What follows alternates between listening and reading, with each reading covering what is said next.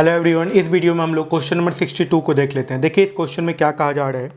Some equipotential surface are shown in figure. What can you say about the magnitude and direction of electric field. अब इसमें दो question दिया हुआ है, दो फिगर दिया हुआ है, ठीक है। तो जो फर्स्ट फिगर है वो कुछ इस तरीके से है, देखिएगा। ये y है सेंटीमीटर में और ये x है सेंटीमीटर में, ठीक है। कुछ इस तरीके से लाइन दे रखे हैं।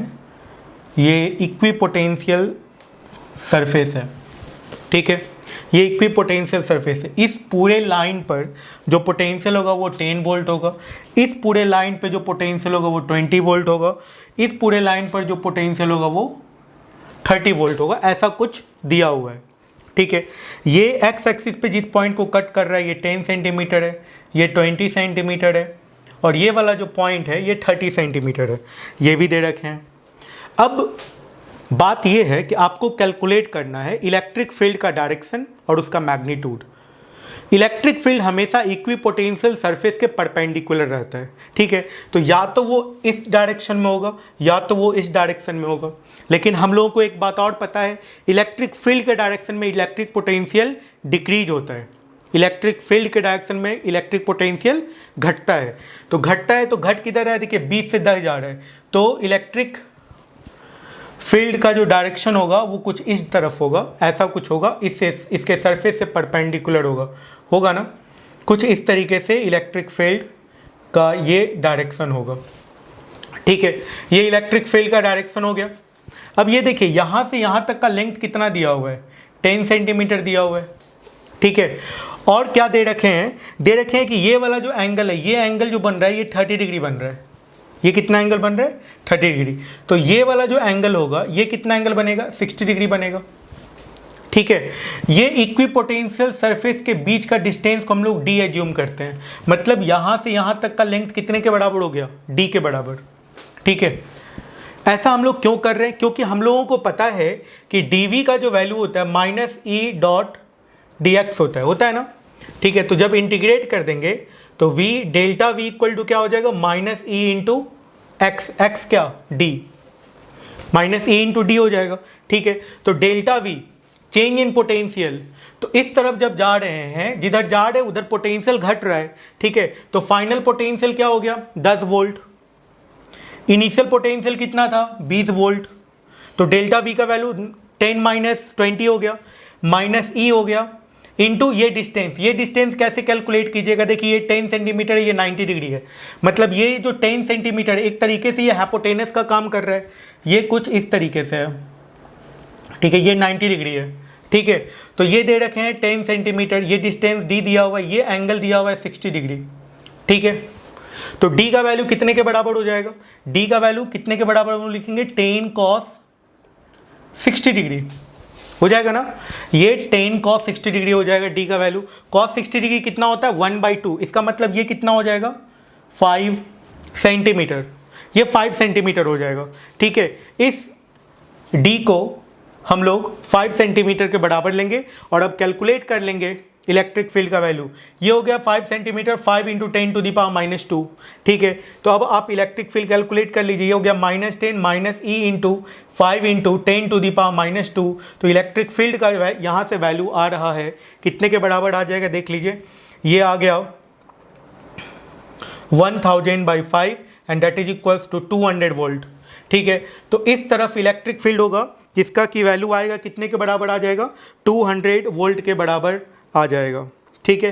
तो इलेक्ट्रिक फील्ड का वैल्यू 200 वोल्ट के बराबर आएगा और इसका डायरेक्शन किधर होगा, इस तरफ। ये कितना एंगल बनाएगा, एक्स एक्सिस से आप ये देख लें तो ये 120 डिग्री एंगल बना रहा है, ठीक है ना। डायरेक्शन क्या हो गया, डायरेक्शन हो गया एट 120 डिग्री, ठीक है, विथ एक्स एक्सिस, ठीक है। 120 डिग्री एंगल बनाएगा। अब इसके सेकेंड पार्ट में चलते हैं। इसका जो सेकेंड पार्ट है इसमें देखिए क्या है, इसके सेकेंड पार्ट में चलते हैं।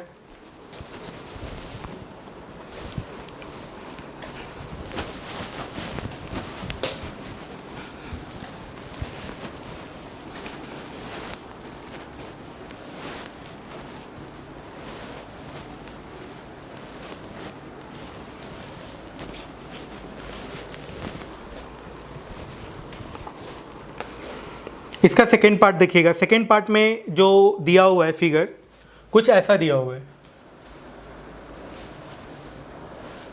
ठीक है। तो ये 10 सेंटीमीटर हो गया, ये 20 सेंटीमीटर हो गया, और ये हो गया 30 सेंटीमीटर। ये इक्विपोटेंशियल सरफेस है। इस इक्विपोटेंशियल सरफेस का जो पोटेंशियल है ये 60 वोल्ट दे रहे हैं, ये 30 वोल्ट दे रहे हैं, और ये 20 वोल्ट दे रहे हैं। अब पता तो चल गया निश्चित तौर पे इलेक्ट्रिक फील्ड जो होगा कुछ इस तरीके से होगा, क्योंकि इलेक्ट्रिक फील्ड के डायरेक्शन में इलेक्ट्रिक पोटेंशियल को डिक्रीज होना चाहिए। तो यहाँ पे 60 वोल्ट, यहाँ पे 30 वोल्ट, यहाँ पे 20, तो इलेक्ट्रिक फील्ड इस तरफ से हो गया। अच्छा, ऐसा इक्विपोटेंशियल सरफेस, अब ये लिखा नहीं है कि स्फेरिकल है या सिलेंड्रिकल है, ये स्फेरिकल भी हो सकता है और सिलेंड्रिकल भी हो सकता है। तो आपको चेक करना पड़ेगा। बहुत सारे स्टूडेंट क्या करते हैं ना, सीधा स्फेरिकल मानते हैं, बना लेते हैं, लेकिन इस तरह का इक्विपोटेंशियल सरफेस सिलेंड्रिकल चार्ज या लाइन चार्ज के कारण भी हो सकता है, पॉसिबल है, और स्फेरिकल चार्ज के कारण भी, पॉइंट चार्ज के कारण भी पॉसिबल है, ठीक है। तो ये आपको पहले चेक करना होगा कि चार्ज का डिस्ट्रीब्यूशन कैसा हो रहा है, ठीक है। तो आप चेक कर लीजिए पहले। तो यहाँ पे V का जो वैल्यू है, V का वैल्यू KQ/R होता है, ठीक है। तो यहाँ पे V का वैल्यू कितने के बराबर है, 60, ठीक है। और KQ और R का वैल्यू कितने के बराबर हो गया, 10 × 10⁻², मतलब KQ का वैल्यू कितने के बराबर आ गया, यहाँ से कितने के बराबर आ गया, 6 के बराबर, ठीक है। समझ रहे हैं ना, इसको वोल्ट मीटर लिख सकते हैं KQ का वैल्यू को, ओके। अब एक पॉइंट आउट, अब इसके लिए देख लीजिए 30 वोल्ट के लिए देख लीजिए, ठीक है। तो वहाँ पे फिर 30 वोल्ट पुट कर दीजिए। अभी हमने कितना पुट किया था, 60 वोल्ट। 30 वोल्ट पुट कीजिए तो ये KQ बाई ये कितना आ जाएगा, 20 × 10⁻²। तो KQ का वैल्यू फिर से कितना आ गया, 6 वोल्ट मीटर, ठीक है।